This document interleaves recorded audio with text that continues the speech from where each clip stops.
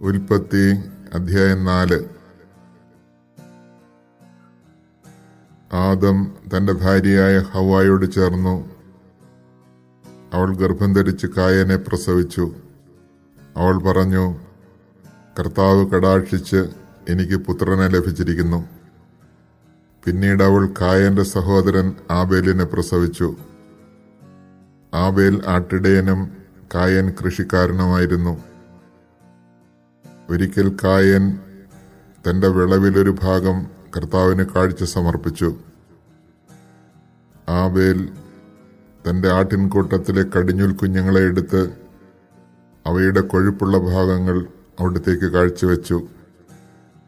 ആബേലിലും അവന്റെ കാഴ്ചവസ്തുക്കളിലും അവിടുന്ന് പ്രസാദിച്ചു.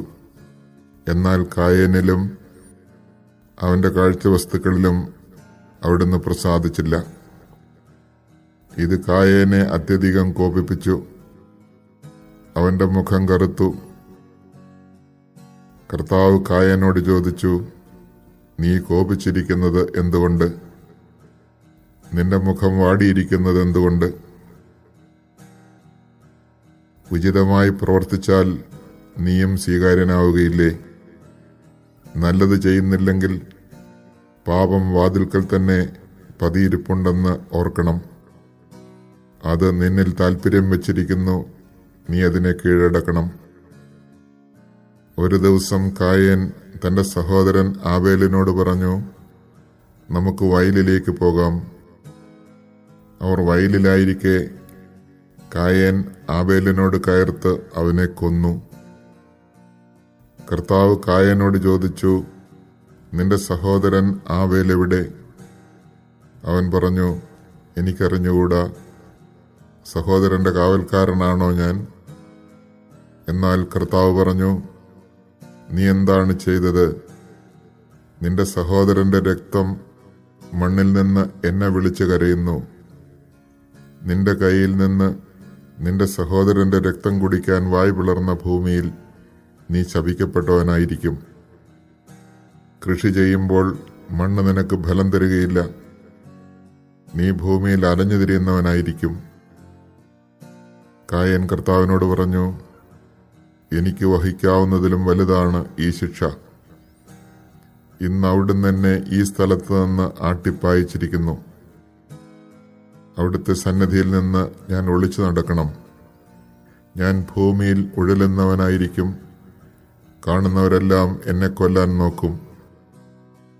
കർത്താവ് പറഞ്ഞു, ഒരിക്കലുമില്ല. കായനെ കൊല്ലുന്നവന്റെ മേൽ 7 ഇരട്ടിയായി ഞാൻ പ്രതികാരം ചെയ്യും. ആരും കായനെ കൊല്ലാതിരിക്കാൻ കർത്താവ് അവന്റെ മേൽ ഒരടയാളം പതിച്ചു. കായൻ കർത്താവിന്റെ സന്നിധി വിട്ട് ഏദന് കിഴക്ക് നോദ് ദേശത്ത് വാസമുറപ്പിച്ചു. കായൻ തന്റെ ഭാര്യയുമായി ചേർന്നു. അവൾ ഗർഭം ധരിച്ച് ഹെനോക്കിനെ പ്രസവിച്ചു. കായൻ ഒരു നഗരം പണിതു. തന്റെ പുത്രനായ ഹെനോക്കിന്റെ പേര് അതിന് നൽകി. ഹെനോക്കിന് ഈരാദും ഈരാദിന് മുഹിയായേലും ജനിച്ചു. മുഹിയായേലിന് മെഥൂശായേലും മെഥൂശായേലിന് ലാമക്കും ജനിച്ചു. ലാമക്കിന് 2 ഭാര്യമാരുണ്ടായിരുന്നു, ആദായും സില്ലായും. ആദായുടെ മകനായിരുന്നു യാബാൽ. കൂടാരവാസികളുടെയും അജപാലകരുടെയും പിതാവായിരുന്നു അവൻ. അവന്റെ സഹോദരന്റെ പേര് യൂബാൽ. കിന്നരവും വേണുവും വായിക്കുന്നവരുടെ പിതാവായിരുന്നു അവൻ. സില്ലായിക്കും ഒരു പുത്രനുണ്ടായി, തൂബൽ ഖയീൻ. ചെമ്പ് പണിക്കാരുടെയും ഇരുമ്പ് പണിക്കാരുടെയും പിതാവായിരുന്നു അവൻ. തൂബൽ ഖയീന് നാമ എന്നൊരു സഹോദരി ഉണ്ടായിരുന്നു. ലാമക് തന്റെ ഭാര്യമാരോട് പറഞ്ഞു, ആദായെ സില്ലായെ, ഞാൻ പറയുന്നത് കേൾക്കുവിൻ. ലാമക്കിന്റെ ഭാര്യമാരെ എനിക്ക് ചെവി തരുവിൻ. എന്നെ മുറിപ്പെടുത്തിയ ഒരുവനെയും എന്നെ അടിച്ച ഒരു ചെറുപ്പക്കാരനെയും ഞാൻ കൊന്നുകളഞ്ഞു. കായന്റെ പ്രതികാരം 7 ഇരട്ടിയെങ്കിൽ ലാമക്കിൻ്റേത് 77 ഇരട്ടിയായിരിക്കും. ആദം വീണ്ടും തന്റെ ഭാര്യയോട് ചേർന്നു. അവളൊരു പുത്രനെ പ്രസവിച്ചു. സേത്ത് എന്നവന് പേരിട്ടു.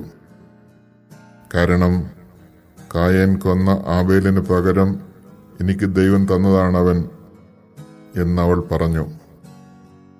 സേത്തിനും ഒരു പുത്രൻ ജനിച്ചു. സേത്ത് അവനെ എനോഷ് എന്ന് വിളിച്ചു. അക്കാലത്ത് മനുഷ്യർ കർത്താവിന്റെ നാമം വിളിച്ചപേക്ഷിക്കാൻ തുടങ്ങി.